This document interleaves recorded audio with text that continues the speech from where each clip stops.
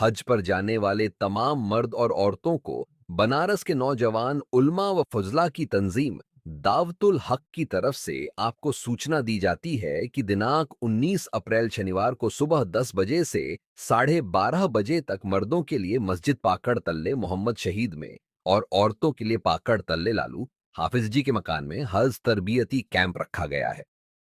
जिसमें सबसे पहले हजरत मौलाना नूरुल हसन मदनी